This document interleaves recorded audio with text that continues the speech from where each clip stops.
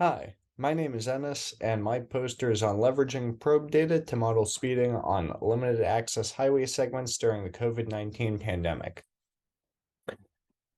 This poster comes from during the pandemic, there were a number of increased crashes and an increased rate of severe crashes on roadways. This is presumed to be due to more speeding happening on roadways. Speeding has an impact on the likelihood of a fatal outcome from a crash.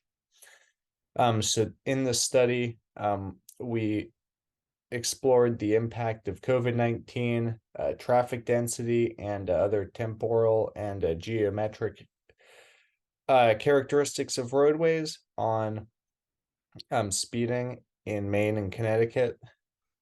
Traffic data came from probe data sets provided by the program Streetlight Insight. The traffic data is derived from cell phone data.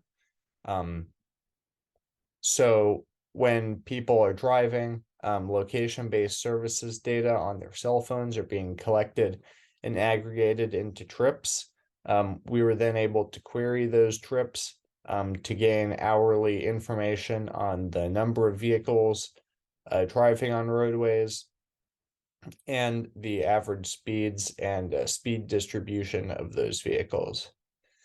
Because the probe data set was available for all segments of roadway on a network, we are able to get traffic information for all segments of controlled access highways in the states of Maine and Connecticut.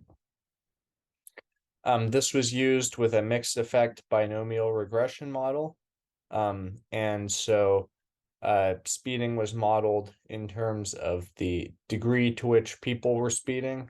So drivers speeding by 10, 15, and 20 miles an hour over the speed limit were modeled.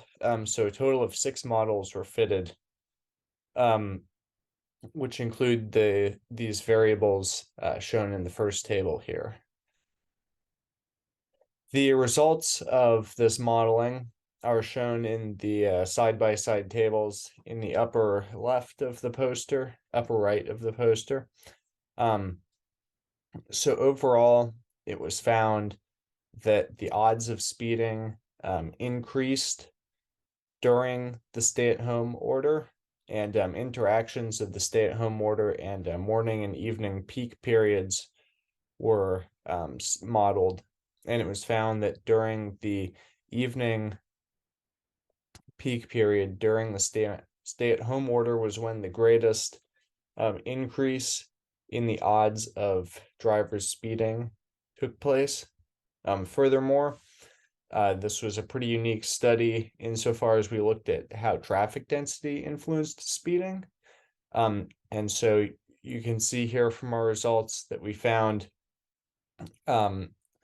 levels of service such as A and B leading to the odds of speeding by certain amounts increasing by up to two or more times compared to more congested levels of service.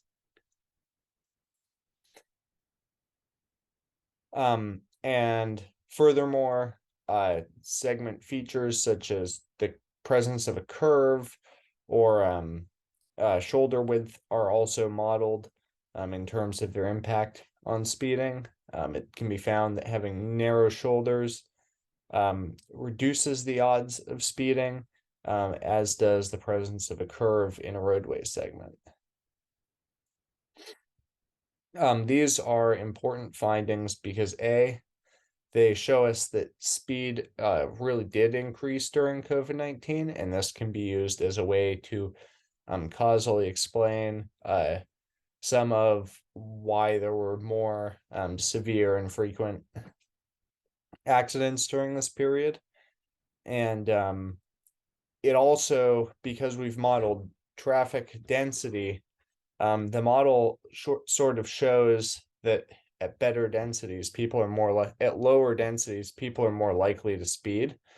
And this is important to decision makers because highway funding is sort of limited And as decision makers are choosing to prioritize roadway capacity or safety, what this is showing is that an increase in capacity does not necessarily represent also an increase in safety.